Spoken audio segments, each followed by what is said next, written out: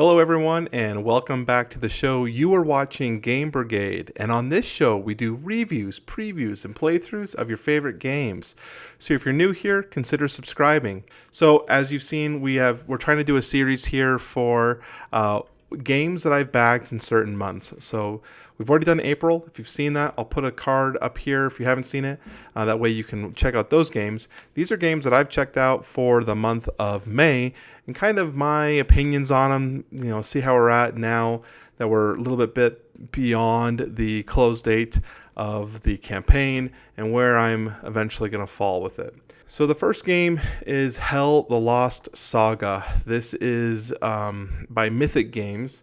And what mostly surprises me about Mythic Games is, again, the communication, the way they're handling previous campaigns. I'm still backed on Joan of Arc from last year, and they're having major issues with that right now in terms of the IP, which makes me very nervous in terms of how much money, if they went to a legal action, are they going to have to spend on fighting their IP dispute? And is any of that money from S.H.E.L, the Lost Saga going to have to go to that? I don't know. I backed this game, though, because the theme and the art direction were really, really cool.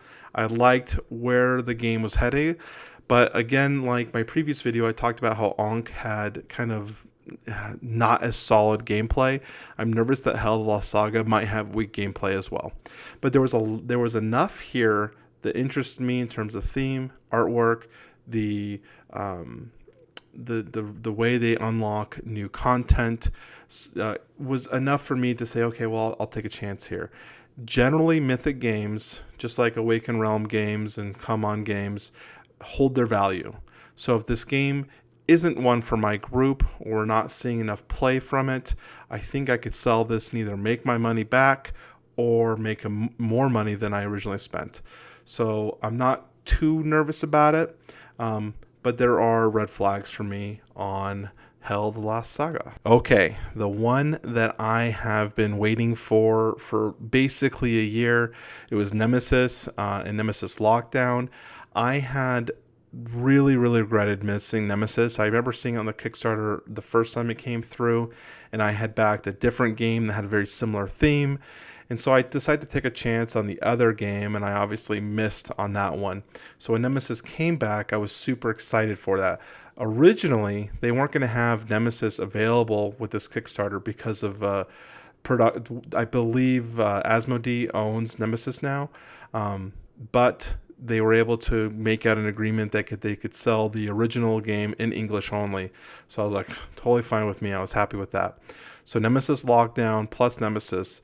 I definitely backed this one all in. I wanted all the content. Again, another game that currently sells for over double its Kickstarter costs. So I was like, there's definitely gameplay here that I'm excited for, and if I have to sell it, there's not a big deal because we're going to be making our money back on this one. I really tried to target games this last few months that would basically cover itself if the game was not going to be as successful as I wanted to. I've taken a lot of risks in my previous backs buying games that were kind of from lesser known publishers, and I kind of get bit in the butt on those a little bit. So the last few backs I've been doing have been from known quantities. If they were at least a more expensive game, I wanted to make sure there were known quantities that they wouldn't be a big of a risk. Awaken Realms, I mentioned this in the video for Nemesis, that I've missed out almost all their games, and so I didn't want to do that again. I really want to play an Awaken Realms game because I hear such good things about their quality. So this is Nemesis. I'm super, super excited about this one. Okay, we have Kemet, Blood and Sand. This one, so we obviously talked about in my Kemet video that we had just backed Ankh and how many Egyptian-based games can one have? And one of the commenters said, you can never have too many Egyptian games. And I thought that was funny. And so I decided to back Kemet. And I felt like this game has a better gameplay, elements than Ankh. And if I were to choose one or the other, I'm probably going to be more excited to play Kemet than I am Ankh at this moment. Not to say that Ankh is a bad game. We haven't played it yet. But just from what I'm reading and knowing the track history of Kemet, I'm pretty sure that this game is going to be the one that I'm going to want for my wargaming battlefields. This one also had a lot of issues coming through with it originally, with really weird direction originally with a Cthulhu expansion. They fixed that, and as soon as they fixed the Cthulhu expansion, I said, okay, I'm in. I'll back you.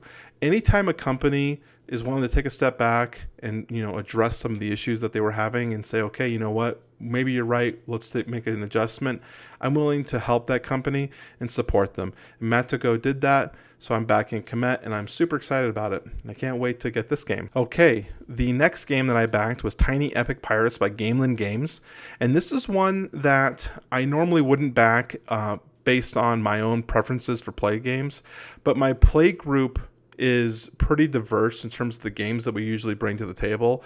They're not just like set games like war games or miniature games. We play a wide variety of different games. In fact, some of our more family-oriented games are some of our most popular ones, like Tapestry or Wingspan.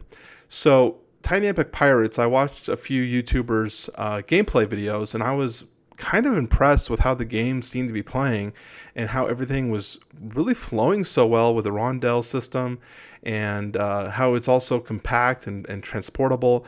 And I said, you know what, I'm going to take a chance with this. And I really appreciated Gamelin's the way that they handled their campaign, the way that they were so super excited getting close to $1 million that they offered an additional incentive for dice that weren't originally part of the campaign. If they hit $1,000 or $1 million, there were an additional buy you can do. I like stuff like that. I thought it was really fun. The campaign was fun to be part of. I always enjoy being a part of a campaign that makes you more hyped or excited for the game.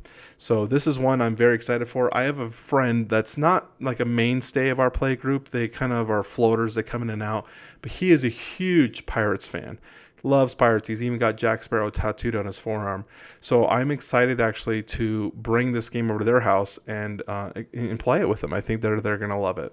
So this is Tiny Epic Pirates by Gamelin Games. Okay, so the last game that I backed in May was S.H.E.O.L. I believe it's pronounced S.H.E.O.L. And this is one that I struggled with. I wasn't going to back it originally because the art and the colors weren't quite there for me. But I respected what the company was trying to do. I respected that they had a realistic funding goal, which is not something that you see very often. The funding goal was close to 300,000 or just over 300,000. Right here, they did hit their 322 euro mark, and it basically came down to the final day for me on this one, as they were right there teetering on funding or not, and there were so many people basically in the comment section shouting, you know, we just need a few more people, just a few more people. And I said, you know what, if I can help the company, potentially my backing can help back this game and bring it to life, then I'm going to do that. So I backed in the final hours to help I think the final 24 hours to kind of help bring this game to life. And it did fund. So now we're basically going to be hoping up to Lunar Oak Studio to actually produce and deliver the game. I do have fears about first-time producers bringing the game to life, and those are the games that I actually have the least amount of success with on Kickstarter. It's kind of funny because Kickstarters, you imagine, are for the lower production companies or the indie artists to get their games into a bigger market, but those are the ones that are delayed for me routinely or don't ever ship. So this is one I'm just hoping that they can go ahead and get the game to the backers, and hopefully it's as good as I hope it is. There's a lot here that's pretty unique. I like the system with the lighting changes, with the paths that you can take. I think there's a lot of cool stuff here, and I always enjoy having unique, different gameplay styles.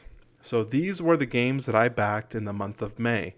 What did you guys think? Did you back anything this month? Let me know in the comment section down below. Anyways, I'll talk to you guys soon.